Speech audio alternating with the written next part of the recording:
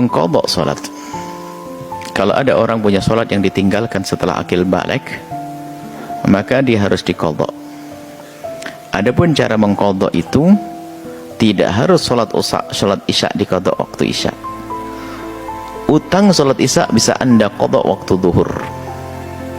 Bahkan bisa Anda qadha pagi, siang, malam, terserah, bebas. Membayar ya bebas. Jadi utang salat maghrib tidak harus dibayar waktu maghrib. Kemudian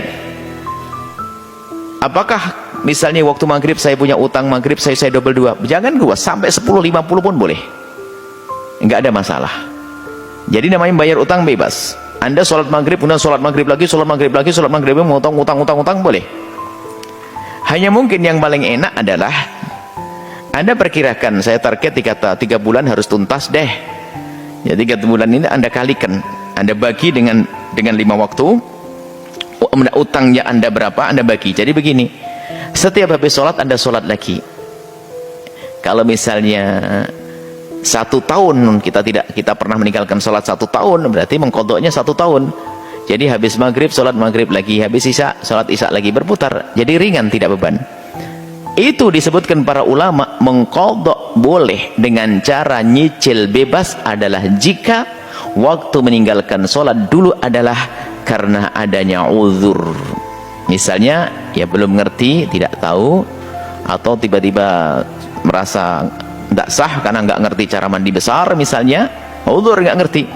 Tapi disebutkan para ulama, jika meninggalkan sholatnya itu, ini yang kedua, karena bandel badung sudah ngerti sholat wajib nggak mau, maka wajib mengqadhanya faur. Kalau perlu Anda selesaikan di hari itu juga. Kalau perlu Anda selesaikan di hari itu juga. Nggak boleh kita menyibukkan dengan sesuatu selain untuk melakukan sholat dan kebutuhan yang sangat khusus, yang sangat mendesak, seperti untuk kebutuhan makan dan minum, mencari nafkah dan sebagainya. Wah, ini berat juga. Baik, kalau berat paling tidak segera diqadha, gitu saja. Nah, seperti itu ya. Jadi boleh Anda mengqadha kapan saja. Satu waktu sholat boleh, bermacam-macam sholat boleh.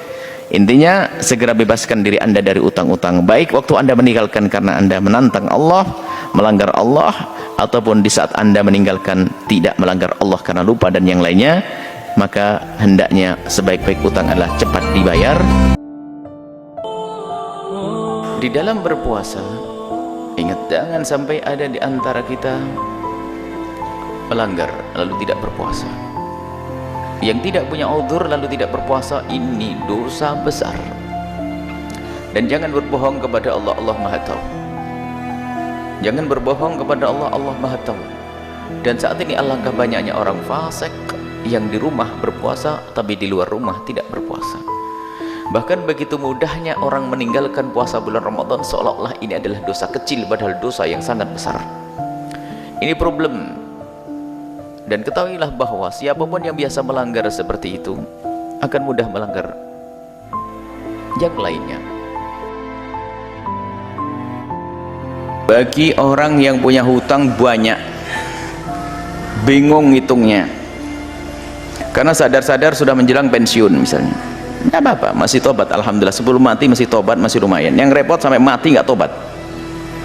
Anggap saja saya punya banyak, meninggalkan puasa gini-gini. Maka yang pertama yang harus Anda lakukan adalah Anda sadari, nyesel dulu. Kalau seandainya Allah mengembalikan Anda ke masa muda, Anda akan puasa. Nyesel, ya Allah, nyesel, ampuni aku, ampuni ya Allah, ampuni. Mohon ampuni harus. Yang kedua adalah harus Anda qadha. Tapi cara mengqadha, jangan Anda buru-buru mengqadha kecuali Anda ngambil catatan dulu untuk memastikan berapa agar Anda tidak masuk wilayah was-was. Jadi Anda hitung, misalnya Anda mulai kapan bandel nih, umur balik, haid yang perempuan, haid umur berapa dulu? Saya haid umur berapa ya? 14, anggap saja 14 sudah, jangan diganggu lagi. Kira-kira umur 14. Sekarang baru sadar umur berapa? Umur 25. Setelah umur 25, saya itu dulu tidak tahu, sering meninggalkan puasa waktu sekolah SMA khususnya. Sering waktu kuliah sering meninggalkan puasa. Berapa hari? Ya banyak. Dalam sebulan paling berapa hari puasa? Ya sebulan paling 10 hari puasa. 10 hari? Baik. Coba hitung. 15 sampai 25 kan 10 tahun. dihitung dulu, jangan kodok dulu. 10 tahun itu 10 tahun berarti kan 10 bulan, ya kan? 10 bulan itu dikurangi 10 hari kali 10, setiap bulan dipotong 10, berarti 20 kali 10. Berarti berapa utangnya? 200 hari. Dihitung dulu 200 hari. Setelah Anda hitung 200 hari, Anda jangan mikir masa lalu, Anda hitung ke angka, fokus ke angka. Kalau Anda belum ngitung dulu, biar Anda sudah mengkodok, was-was, sudah cukup atau belum ya? Cukup atau belum? Kalau 200, setelah Anda hitung jelas, supaya Anda tidak ragu-ragu lagi, hitung, saya punya utang 200, hebat, punya utang puasa 200 ya. 200, ya dicicil semampunya, 1, 2. Tapi kalau belum Anda kira-kira, maka kalau Anda mengkodok, nanti Anda tetap tidak akan selesai. Merasa berapa ya? Ngodoknya Anda tidak bisa ngitung, utangnya juga tidak bisa Anda ngitung. Pokoknya sudah saya kodok, enggak. Biar Anda yakin terbebas dari rasa was-was, hitung dulu 200. Baru setelah itu puasa Anda hitung. Lah tadi 2 atau 3, mana yang harus saya kodok? Lah kalau ragunya antara 2 dengan 3, maka pilih yang aman adalah ambil yang 3. Karena apa? Kalau ambil yang 3 itu, yang 1 dalam ragu-ragu, yang 2 pasti. Saya punya utang kayaknya antara 2 sama 3, berarti saya harus mengkodok 2 dulu dengan yakin. Satunya, kalau sampai tidak saya kodok, jangan-jangan saya meninggalkan puasa.